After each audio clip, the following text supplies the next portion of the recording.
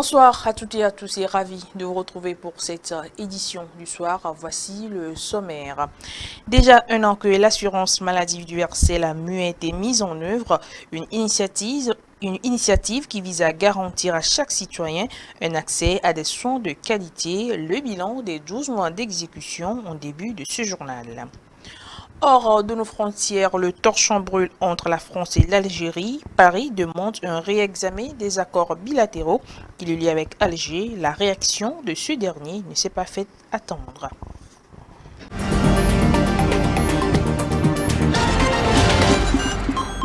Merci de nous choisir pour vous informer. En janvier 2024, le gouvernement togolais a lancé l'assurance maladie universelle AMU.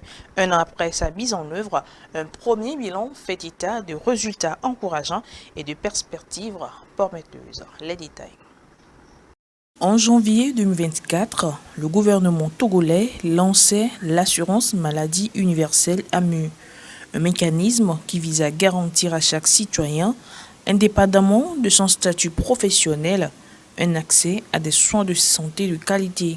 12 mois après sa mise en œuvre, le bilan fait état des résultats encourageants pour l'Institut national d'assurance maladie INAM.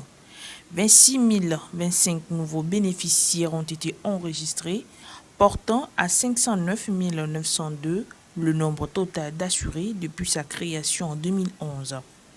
Un réseau de 270 pharmacies et 1263 formations sanitaires, aussi bien du public que du privé, a été établi pour assurer la prise en charge des assurés.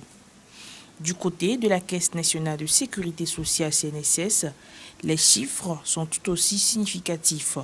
Environ 174 000 assurés ont mis à jour leur statut depuis janvier 2024 dans le but d'obtenir leur carte AMU. Un processus qui se fait donc en ligne via le site www.cnss.tg, un outil facilitant l'accès des assurés à leurs droits. Le mécanisme est donc aujourd'hui bien intégré dans le quotidien des populations et désormais présent même dans les villages les plus reculés. Plusieurs axes de développement pour l'assurance maladie ont été élucidés par les responsables de l'INAM et de la Caisse nationale de sécurité sociale. Il s'agit notamment de continuer à enrôler de nouveaux bénéficiaires, d'assurer le suivi rigoureux des assurés et de maintenir les efforts pour garantir un remboursement rapide des prestataires. Ces efforts visent à pérenniser un système qui se veut à la fois inclusif et durable. Il faut le rappeler, l'AMU repose sur une vision simple mais audacieuse, que chaque citoyen puisse bénéficier de soins de qualité. Dans cette optique, l'INAM a pris en charge les fonctionnaires et agents parapublics, tandis que la CNSS s'est concentrée sur les travailleurs du secteur privé et informel. Ce système dual a permis de couvrir des catégories souvent négligées, notamment les indépendants et les petits commerçants. L'Office togolais des recettes OTR a augmenté depuis le début de cette année des droits d'accise sur les boissons sucrées. Pourquoi une telle mesure? La réponse dans cet élément. Convaincu que la santé publique doit primer sur les considérations économiques, le gouvernement n'hésite donc pas à prendre des mesures. Le cas est légion avec le rehaussement du droit d'accise spécifiquement sur les boissons sucrées en le faisant passer de 5% à 10%. Ces boissons qui séduisent un large public est pointé du doigt pour son rôle dans l'augmentation des maladies non transmissibles telles que le diabète, l'hypertension ou l'obésité. Si vous prenez les produits spécifiques, les boissons sucrées, ça c'est dans le cadre où le gouvernement utilise l'outil fiscal comme une arme pour décourager la consommation de certains produits et en même temps aider à améliorer la santé des consommateurs. Vous savez qu'on assiste maintenant de plus en plus à des maladies non transmissibles, le diabète, des cancers et la tension artérielle se développe. Donc, le fait d'augmenter plutôt les droits d'accise sur ces produits vise à protéger la santé des consommateurs en décourageant la consommation de ces produits-là. En taxant davantage les boissons sucrées, le gouvernement espère donc encourager les citoyens a opté pour des alternatives plus saines. Contrairement aux boissons sucrées, les droits d'assises sur le tabac ont été réduits de 50% pour réduire l'effet de contrebande. Le cas des tabacs, on l'a expliqué techniquement, c'est que le gouvernement avait pris un taux par rapport à la norme communautaire, le taux maximal, pour décourager la consommation du tabac. Mais on s'est rendu compte dans la pratique que les pays voisins n'étaient pas dans cette même lignée-là, et cela a plutôt facilité la contrebande. Donc le Togo a essayé d'arrimer cette année par une petite réduction, mais cela ne veut pas dire que nous sommes en train d'encourager la consommation du tabac. Nous nous inscrivons dans les tests communautaires avec les instructions de l'OMS qui sont de nature à décourager la consommation de ces produits nocifs-là. À l'instar du Togo, plusieurs pays tels que le Ghana, l'Afrique du Sud ou encore le Kenya ont déjà mis en place ce type de politique fiscale pour lutter contre les maladies liées à la consommation de sucre. La culture du riz est l'une des spécialités des agriculteurs de Kpélé, préfecture située à 84 km de Lomé. Différents types de riz sont produits dans cette localité. Notre correspondant dans les plateaux ouest, Amin Laurent Kofi-Kouma, s'y est intéressé à cette culture. C'est dans ce dossier, suivi. C'est une céréale très consommée dans les familles africaines. Si elle est souvent importée, le riz est aussi localement produit et est une spécialité des peuples Kpélé Akata au sud du Togo qui l'héritent de leurs ancêtres. Le consomment en quantité et en font d'ailleurs le pilier central de leur tradition, puisque événement riz local est célébré chaque année par les Kpélé Akata. Le riz local à Kpélé, c'est notre aliment de base. Nous consommons plus le riz que les autres produits, les autres céréales. Ainsi, comme c'est depuis nos parents, c'est les parents qui avaient cultivé le riz, nous l'avons hérité de nos parents. Et nous l'avons mis comme activité principale ici à Kpélé. Une céréale qui non seulement est destinée à la consommation et à la commercialisation, mais aussi pour ses vertus nutritionnelles et thérapeutiques. Le riz local est très bon riz, ça renforce beaucoup de vertus. Surtout le riz que nous cultivons ici, le riz rouge, c'est un riz même qui est recommandé par les nutritionnistes. C'est un bon riz qui a beaucoup de vitamines, ça renferme beaucoup de vertus. Le riz local, je peux dire, quand nous on était enfants, quand l'un parmi nous a la diarrhée, c'est avec le riz local on le guérit. C'est pourquoi le riz local ne contient pas trop d'amidon comme le riz importé. Ainsi, c'est pourquoi on le recommande aux diabétiques. C'est un bon riz. Si tu manges le riz local, tu préviens le diabète.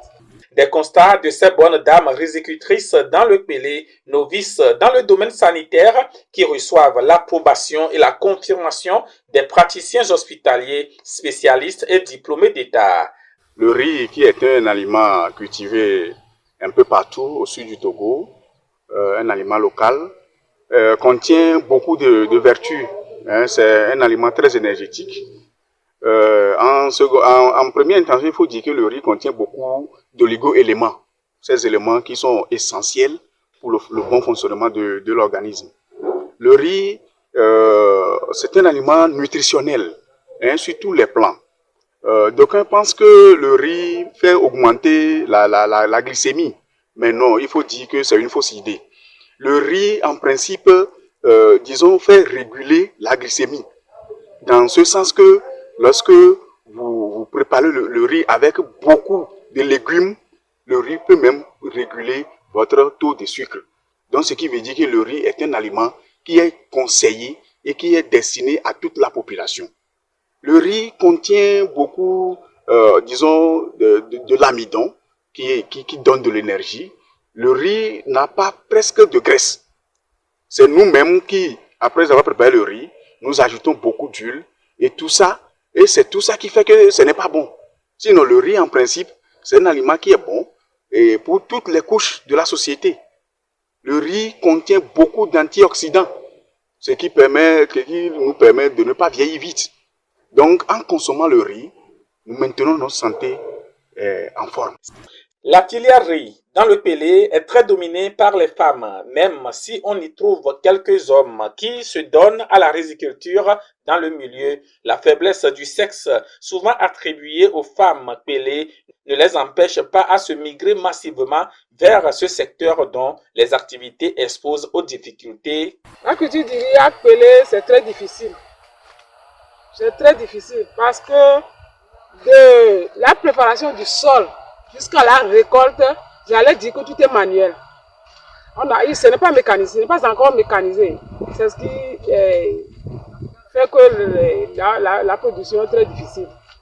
Les femmes rizicultrices de Pelé ne se limitent pas seulement à la culture et à la production du riz local, mais au-delà, elles le commercialisent, une autre activité qui les oblige à se constituer en équipe par manque d'équipement adéquat.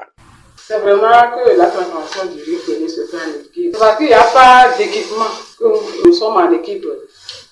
Après le décortiquage, on procède au vannage. Après avoir vanné le riz, nous procédons à la pesée. Après avoir pesé, on met dans des petits sachets de 2 kg de riz et de 1 kg de riz blanc, on fait ça 5 kg. Et après ça, on met des maquettes là-dessus et c'est à mise au marché. C'est prêt à consommer. C'est une denrée très présente dans les assiettes de plusieurs ménages qui en consomment sans modération à cause de ses vertus nutritionnelles et thérapeutiques. Oui, thérapeutiques que peut-être ignorent bien nombre de consommateurs, mais qui vient d'être révélé au grand public par les femmes rizicultrices de Pelé. Hors de nos frontières à présent, et je vous l'annonçais dans les titres, les relations diplomatiques entre la France et l'Algérie se dégradent de jour en jour. Paris souhaite un réexamen des accords bilatéraux avec Alger et la manière dont ils sont exécutés. L'Algérie se dit surprise et menace de mesures réciproques. Plein bras de fer entre la France et l'Algérie, le Premier ministre durcit le ton. Alors qu'Alger refuse toujours d'accueillir sur son sol certains ressortissants visés par des OQTF, François Bayrou lance un ultimatum. Il est absolument inacceptable que cette situation perdure. Ce qui signifie que la France va demander au gouvernement algérien que soit réexaminée la totalité des accords et la manière dont ces accords sont exécutés. Un réexamen dans les 6 semaines, sans quoi il menace de rompre les fameux accords de 1968. Conclus après la guerre d'Algérie, alors que la France a besoin de main-d'œuvre, ils accordent des avantages de circulation aux Algériens. Par exemple, un Algérien en France depuis 3 ans peut obtenir un titre de séjour pour 10 ans. Il faut 5 ans de résidence pour les autres étrangers. Ce traité facilite aussi le regroupement familial et octroie la liberté d'établissement pour les commerçants. Ces Franco-Algériens regrettent ces tensions entre leurs deux pays. C'est lamentable, c'est lamentable. On voit bien que c'est des mesures politiciennes. Ça sera bien d'avoir le dialogue et de communiquer le maximum au lieu de faire des menaces et de remonter les tensions. Alors la France peut-elle mettre sa menace à exécution et rompre unilatéralement ces accords?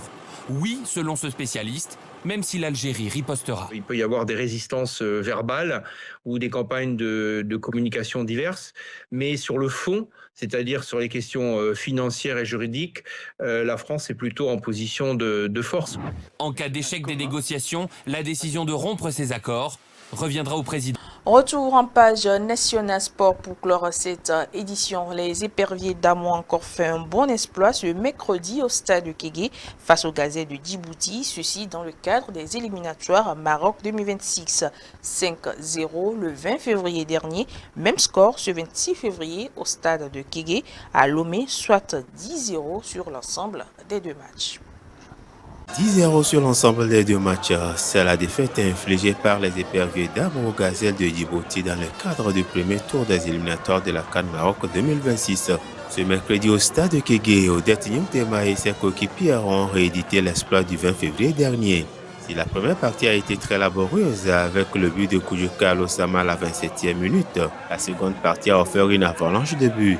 Amiratou Ndiambara à la 58e pour le 2-0. Odette Yimtema à la 80e et à la 87e sur penalty pour le 3 et 4-0. Et Nathalie Babaté à la 84e minute pour le 5-0 vont donner une ampleur plus conséquente à la victoire togolaise. Une satisfaction pour Kaito Métier qui se projette d'ores et déjà sur le second tour. Je suis très satisfait du contenu du jeu et résultat 5-0, c'est un bon score pour les éperviers là. Nous avons déjà un projet de programme pour les joueuses locales, s'il faut les appeler comme ça. Et nous allons profiter des journées FIFA pour faire des matchs amicaux pour pouvoir faire descendre les internationales et créer la cohésion du groupe. Burkina, c'est une équipe forte. On sait qu'elles sont athlétiques. Je connais un tout petit peu leur philosophie de jeu. Elles font le jeu direct. Et ne vous inquiétez pas, nous allons nous préparer pour. On va saisir les occasions des journées FIFA et des séances que nous allons organiser pour les filles qui sont là pour pouvoir déjouer la stratégie des Burkinabés. Pour le sélectionneur togolais de Djibouti, Jonas Kokou, comme là, l'objectif reste le long terme. Le problème, c'est qu'aujourd'hui, on a une jeune équipe. Souvent, prendre confiance en elle, ça peut prendre du temps. Et moi, je suis satisfait du contenu. Tactiquement, les joueuses avec l'inexpérience, l'immaturité, elles ont su tactiquement être bien en place. Bon, c'est des jeunes filles. Il y a toujours des fractions de secondes de déconcentration, ça arrive. Mais tenir tête à une équipe togolaise qui a des joueuses non seulement qui sont professionnelles, des joueuses aussi qui ont la maturité nécessaire. Donc je pense qu'il y a la satisfaction. Aujourd'hui, il y avait une bonne cohésion d'équipe. Il y avait beaucoup plus de communication. On sentait que vraiment, elles ont su vraiment corriger les erreurs qu'on a commises lors du premier match. On est en train de préparer cette équipe. C'est un projet qui est sur la durée. Donc, pour 2 ans, on est en train de travailler pour que cette équipe soit compétitive dans les années à venir. Au moins, titiller, je ne peux pas dire être parmi les tops, mais titiller les autres nations du football africain. Le prochain adversaire du Togo pour valider sa qualification est le Burkina Faso, qui a éliminé le Burundi 1-0 à l'aller et 4-1 au retour. C'est sur cet élément que se referme donc ce journal. Merci de l'avoir suivi. Bonsoir chez vous.